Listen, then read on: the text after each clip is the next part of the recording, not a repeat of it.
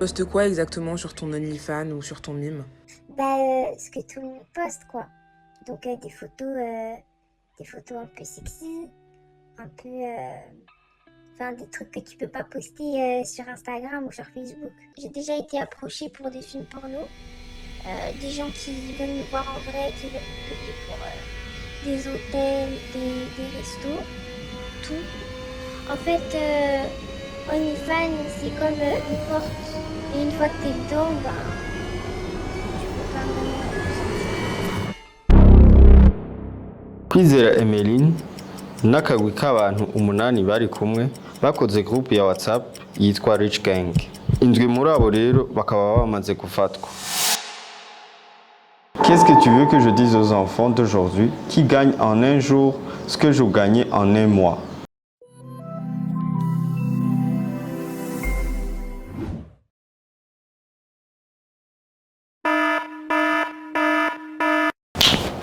Hola, l'heure est grave.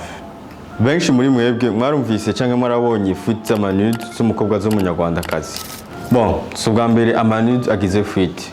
Muga turabe ingorane muri angle zitandukanye.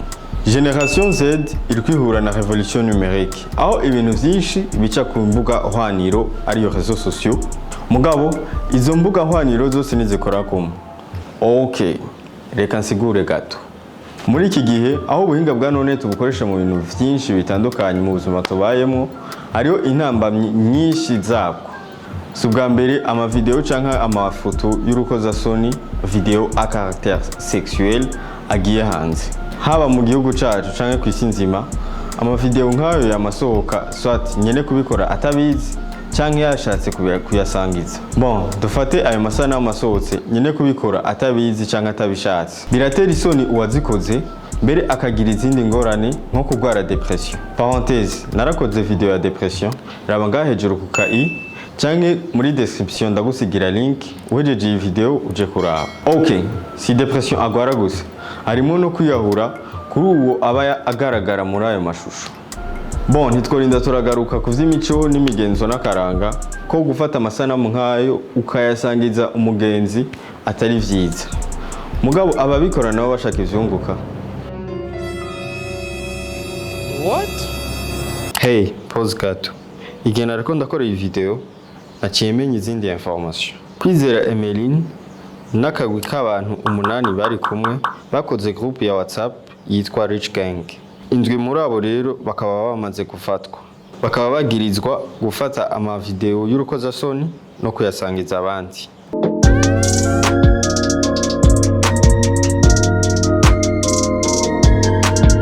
OnlyFans ni urubuga hwaniro réseaux sociaux aho uposta ama contenu ari exclusif ku bafan bawe baba barisha.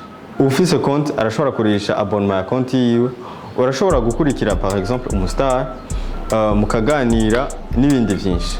Normalement ni bon. Gusa haciye haza abaposta ama contenu erotique bagatunga. Réseaux sociaux nk'izo rero nizo zatumye abantu benshi aba Gen Z cyane cyane baza gucuruza ubusa bwabo. Funky Family, groupe de rap français, bigeze kuvuga qu'est-ce que tu veux que je dise aux enfants d'aujourd'hui qui gagnent en un jour ce que je gagnais en un mois. Umwanya umwe amafaranga yoroshe rero niyo atuma cette génération ikora n'ibitokogwa. Bon, twavuze ababikora nka business. Muribuka mu Burundi uwigeze gufatwa kubera sex tape ziwe zabaye viral. Batavyibuka, Fabrice Robinson Ntwari yaciriwe umunyororo w'imyaka 5 n'ihadabu ry'ibihumbi 200 pour relation extra-conjugale, incitation à la débauche et à la prostitution et outrage public et aux bonnes mœurs. Uyu yari iyindika kuko we yarafilma akongera akabisangiza abagenzi biwe. Amanude aba leaked kwisi si ubwa mbere bibaye no ngaha mu Burundi vy'amavyabaye. Mugabo duhindure gato inyifato. Shame harageze ko ija no kubaronka izo nude bakazirungikira abandi. Shame on you guys, shame on you. Sinshatse kuvuga ko ujya yakoze nude atari mu ikosa. Mugabo kubera iki wowe wumva uryohewe uri kurasangiza abandi? Ikiri bizarre nuko hariho abasaba amahera kugira baziguhe kandi hariho n'abari hada.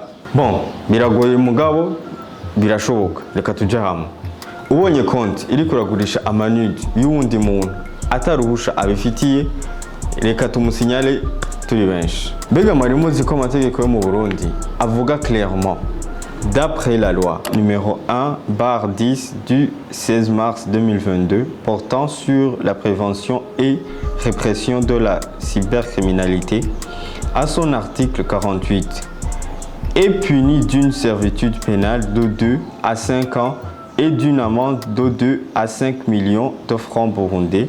Quiconque intentionnellement et sans droit consulte un service de communication en ligne mettant à disposition du public des images ou des vidéos pornographiques. Moi, je dépose ça là, juste au cas où. Bon, birashitse urashaka kurungikira umucrush wawe utunude genre pour entretenir la relation, je sais pas moi. Kandi turabonye ko abazipartage bari mu makosa nabo nyene kandi bashobora guhanwa. Mugabo we nawe gerageza kutazirungika. Au pire, ntuzirungikire n'importe qui. Wow. Hari abantu tugenda tutavuze. Ababikora muri concept ya revenge porn. Aho usanga urabonye amanude muri telefone ya mugenzi wawe ukamenya canke ntumenye la personne mugabo ukazisangiza then ukaziha n'abandi kuri objectif ya vengeance canke umutima mubi namwe murahanwa n'amategeko.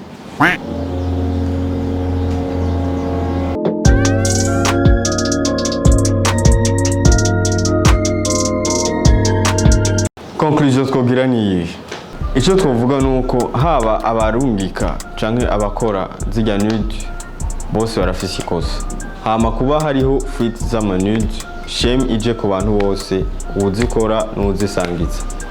Tubwire muri commentaire uko wabonye ijya affaire ya fuite y'amanude hama ugire like na share jewe tuzosubira peace.